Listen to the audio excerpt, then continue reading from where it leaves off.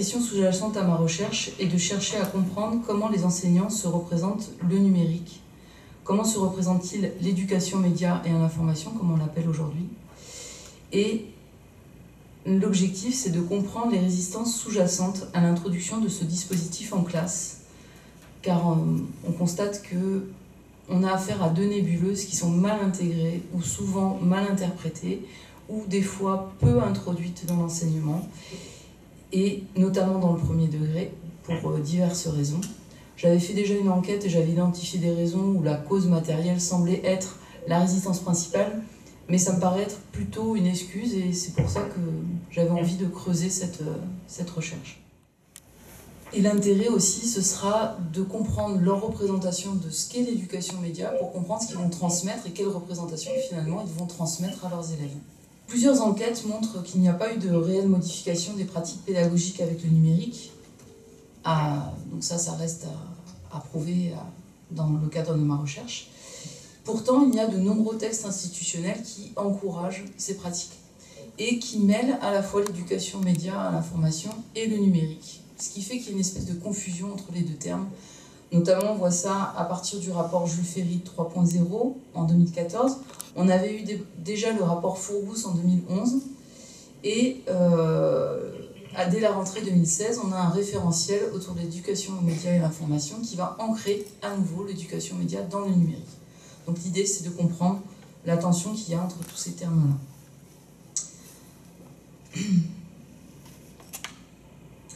L'idée aussi qui m'a poussée à m'intéresser à ce sujet, c'est que dans les années 80 et les années 90, la télévision était au centre de l'éducation média. Or, aujourd'hui, elle a été plus ou moins poussée vers la sortie par le numérique.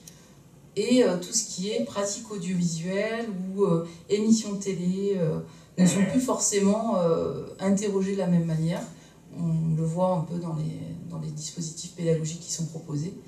Et donc ça, c'est une question importante, c'est quel est le champ de l'éducation média à l'information aujourd'hui? Est-ce que le numérique a remplacé ce qui existait auparavant, ou est-ce qu'il faut le redéfinir pour le réintégrer après une courte disparition? Donc dans l'éducation média et à l'information, on retrouve ces fameux deux volets, l'analyse avec l'éducation aux médias et la pratique, l'éducation par les médias. Il va apparaître nécessaire de comprendre, analyser et intégrer les représentations et les valeurs du numérique et des nouveaux médias dans l'éducation média et à l'information chez les enseignants, notamment dans le cadre de la formation initiale et lorsqu'ils sont en exercice, pour comprendre comment ils envisagent d'éduquer les élèves à ces nouveaux objectifs. Il est donc important de circonscrire le champ de l'éducation aux médias en étudiant ses origines et son évolution pour mieux redéfinir ses contours aujourd'hui. Donc je me propose dans cette recherche de définir un paysage médiatique centré sur les pratiques des élèves, mais aussi cerner les axes importants de l'éducation aux médias et à l'information. Il sera par exemple important d'intégrer les pratiques de divertissement autant que les pratiques informationnelles dans notre analyse. Les enjeux de ce type de recherche seront, pour ma part, le plus important, c'est définir ces deux nébuleuses que sont le numérique et l'éducation aux médias et à l'information, mais aussi le média dans sa dimension des représentations.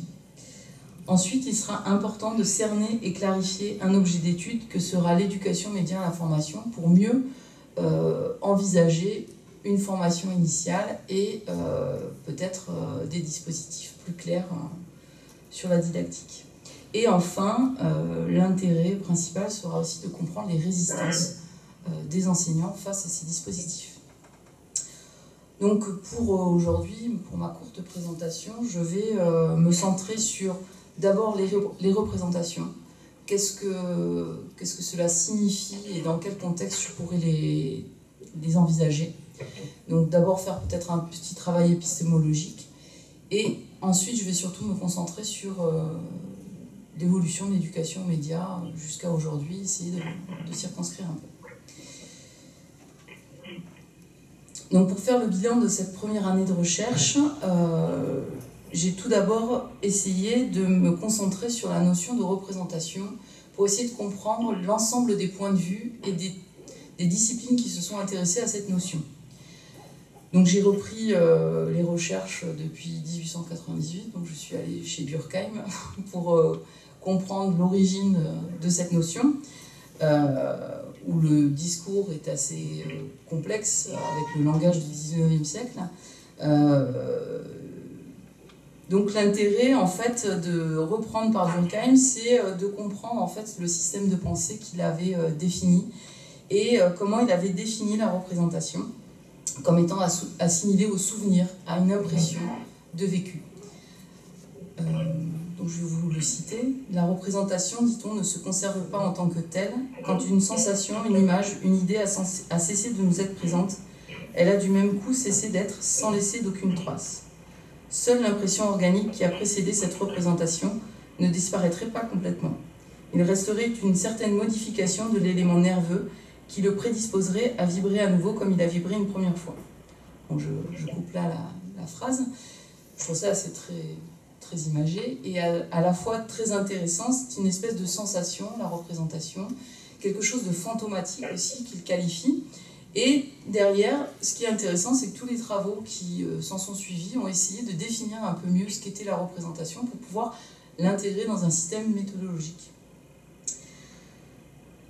Donc je passe sur Durkheim, qui a longtemps travaillé sur cette notion dans le cadre de la recherche sur les représentations collectives, pour faire un bond en avant avec Serge Moscovici, qui le reprendra en 1961. Et lui va l'ancrer dans le champ de la psychologie sociale.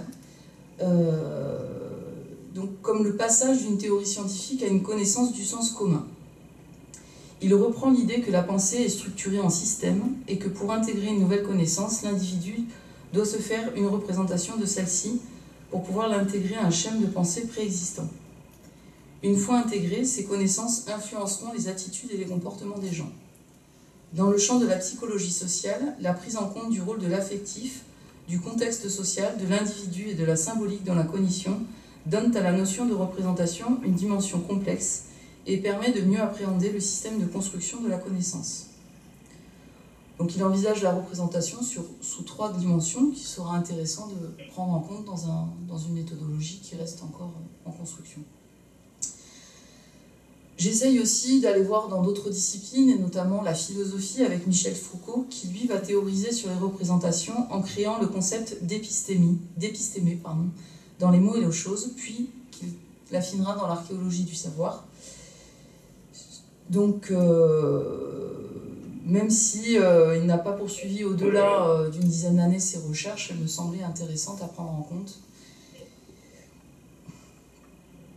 Ensuite, j'ai travaillé un peu sur les travaux de Jean-Claude Abric, qui est lui aussi dans la psychologie sociale, mais qui est docteur en lettres. Et lui se concentre sur le postulat que toute représentation est organisée autour du noyau central et définit ainsi 4 fonctions de la représentation. Donc toutes ces méthodologies successives vont m'aider à construire une méthodologie assez multiforme, assez complexe à envisager de par la multiplicité des approches, mais qui me paraît nécessaire pour être complexe. D'autres travaux ont été faits, notamment par Nikos Kalampalikis, qui a repris les théories de Serge Moscovici et qui, lui, a travaillé sur l'apport de la méthode Alceste dans l'analyse des représentations sociales, qu'il conviendra d'analyser avec attention. Ensuite, une des forces aussi de cette notion est qu'elle a été introduite très fortement dans le champ de la didactique, et donc par Jean Piaget, par Denis Jodelet et Jean Migne, qui ont longuement réfléchi à l'intégration des représentations dans l'apprentissage.